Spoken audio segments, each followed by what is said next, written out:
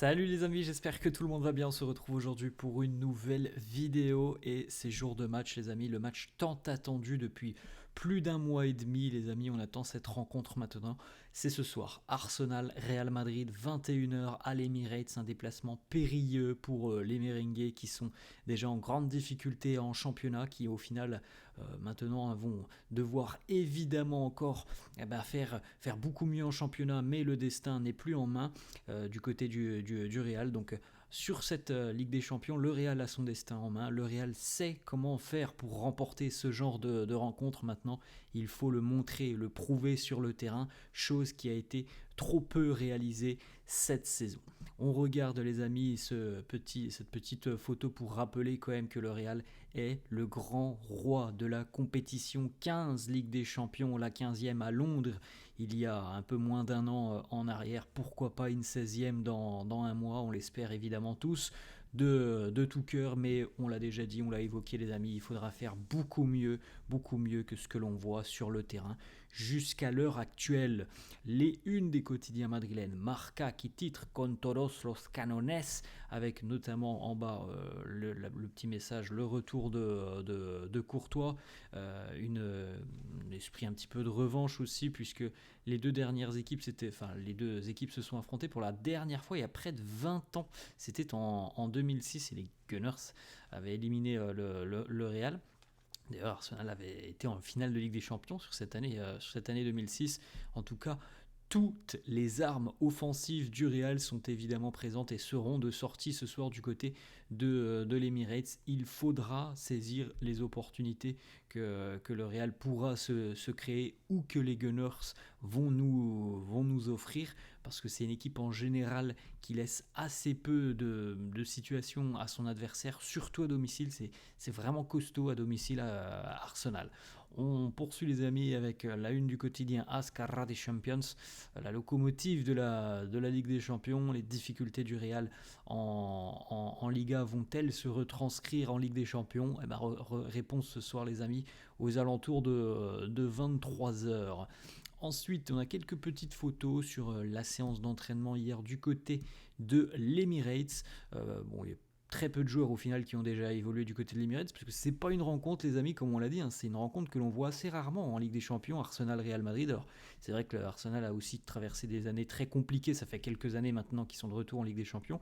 Il y a eu aussi pendant un certain temps où on ne voyait plus les Gunners en LDC, donc c'est une petite nouveauté déjà d'aller jouer du côté de l'Emirates pour les Gunners. Petite photo donc le vétéran Luka Modric, on voit Kylian Mbappé le sourire avec Vinicius Junior, Carlo Ancelotti aussi tout sourire en mode décontracté, le Mister Ancelotti hier à l'entraînement. Et puis regardez, vous voyez aussi, ce qui caractérise un petit peu toutes ces photos, c'est les sourires et la décompression de l'effectif madrilène qui sait comment préparer ce genre de rencontre. Maintenant, on attend évidemment une prestation solide et aboutie du Real, et c'est là le gros point d'interrogation, c'est qu'on n'en a pas vu énormément quand même cette saison, des prestations solides et abouties de la part des merengues. Carlo qui nous dit on a très bien préparé cette rencontre, Arsenal est très bon sur plusieurs domaines. Alors je ne sais pas comment on peut considérer préparer une bonne rencontre en sortant une semaine très compliquée après Leganés, la Real Sociedad et Valence, mais si on veut nous dire par là qu'on a très bien analysé les Gunners, je l'espère, parce que c'est une équipe où il y a beaucoup justement de choses à analyser, et notamment ces fameux coups de pied arrêtés où on l'a dit, les Gunners sont la meilleure équipe du monde sur coups de pied arrêtés. Alors évidemment les amis, il n'y a pas que ça dans le jeu des Gunners, mais en tout cas c'est une arme très importante du jeu de l'équipe de Mikel Arteta. Ensuite, les amis, une autre déclat de Carlo qui nous dit: l'expérience dans cette compétition est très importante. La connaissance ne veut pas dire que tu n'as pas peur de ce match, avec la pression qu'il y a. C'est très important d'avoir cette expérience et d'avoir des joueurs qui ont déjà joué ce genre de rencontre à plusieurs reprises. Ça aide aussi évidemment les plus jeunes. Alors les amis, on l'a déjà dit, l'expérience elle est totalement du côté du Real. On a plusieurs vainqueurs de la Ligue des Champions dans cette équipe. On a des joueurs qui sont habitués à ces grands rendez-vous. Du côté d'Arsenal, il y a une très très belle équipe, ça c'est une certitude. Il y a vraiment un collectif qui est magnifique du côté des Gunners. Maintenant, au niveau de l'expérience, il y a très peu de joueurs très expérimentés du côté d'Arsenal et encore moins à ce stade de la compétition. Donc l'avantage de l'expérience, il est évidemment du côté du Real, mais l'expérience ne fait pas tout. Ensuite, Carlo qui répond sur le questionnement que tout le monde s'est posé après la rencontre face à Valence. Pourquoi de nouveau Raúl Asensio avait été mis sur le banc? Alors Carlo nous dit Raúl a été mis au repos face à Valence. Il avait besoin de repos, il était fatigué. Bon, on en fait ce que l'on en veut, les amis, de cette information. On peut le croire. On peut aussi en douter, on en fait ce que l'on en veut, chacun peut avoir son propre avis. Fede Valverde, le questionnement aussi dont on a parlé hier, quelle sera la position de Fede sur cette rencontre? Il nous dit c'est un doute pour moi.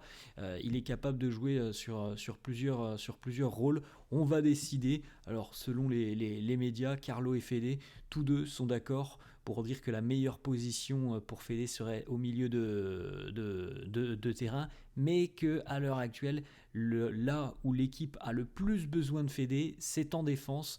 Donc, normalement, on pourrait avoir un Fede Valverde latéral droit. Franchement, les amis, je pense que voilà, Lucas Vazquez est beaucoup trop limité et qu'en plus de ça, on l'a dit après le match face à Valence, je pense qu'il est vraiment dans une période où au niveau mental, il est vraiment pas très très bien, Lucas Vazquez. Donc affronter Arsenal ce soir avec Lucas Vazquez, ça serait franchement très compliqué. Donc je pense moi que Fede jouera en tant que latéral ce soir. On va regarder d'ailleurs une petite compo d'équipe probable dans quelques instants.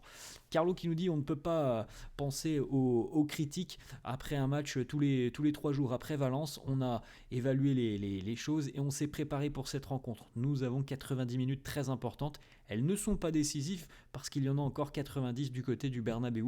Évidemment, on le sait, le fait de recevoir au retour, ça aussi c'est un avantage au Real, mais pour avoir cet avantage, faut quand même répondre présent ce soir. Faut pas se prendre un 3-0 puisque ça pourrait véritablement hypothéquer les chances du Real si ce soir on passe complètement à côté du sujet. Ensuite, autre déclat de Carlo qui répond à la question d'un journaliste un petit peu orienté sur son avenir. Il nous dit Carlo, les gens sont fatigués de me voir sur le banc de touche. Je ne sais pas, en souriant. Le plus important et la plus importante des choses, c'est que la plus importante personne du Real n'est pas fatiguée de me voir. Les autres, c'est la même chose. Je m'en moque. Voilà la déclaration de Carlo en disant la personne la plus importante, évidemment. Il pense évidemment à Florentino Pérez, le président. On a 2 petites déclats. C'est Thibaut Courtois qui accompagnait Carlo hier en conférence de presse. Thibaut qui nous dit Arsenal est une équipe très solide à domicile. On va essayer de remporter cette rencontre. Chaque match, le passé, tout est différent. Maintenant, on sait que ça va être très très compliqué. Ensuite, autre déclat de Courtois justement sur les coups de pied arrêtés des Gunners. Il nous dit on a travaillé dessus hier. On sait comment défendre face à eux.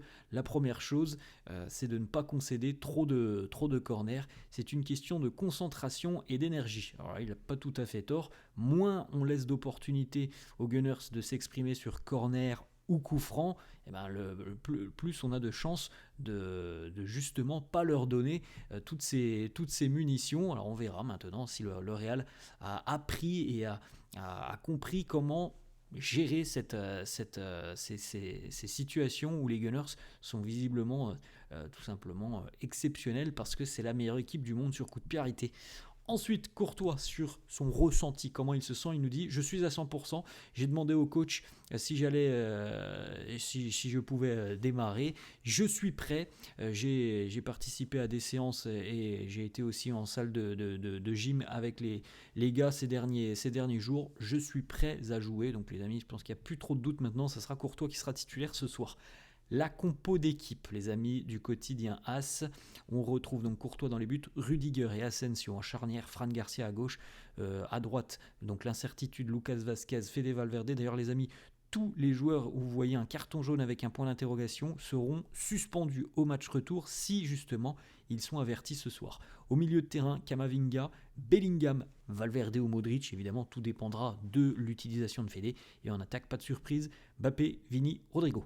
On a une petite information, les amis, qui concerne Dani Ceballos. Selon le quotidien Relevo, Dani Ceballos serait plus proche maintenant de prolonger que de quitter le Real Madrid. On verra tout ça sur la fin de saison. Il y a des dossiers importants comme celui de Dani Ceballos, comme celui de Luka Modric ou encore par exemple celui de Lucas Vazquez. Voilà les amis, la fin de cette vidéo. J'espère que ça vous a plu. N'hésitez pas comme d'hab à lâcher un petit pouce bleu. Merci à tous ceux qui le feront. N'hésitez pas à vous abonner à la chaîne. Je vous souhaite les amis une très bonne journée, un très bon match. Et puis nous on se retrouvera demain évidemment pour parler de cette rencontre et je l'espère pour parler d'un match abouti du Real. Allez, bonne journée à tous et à la prochaine. Ciao.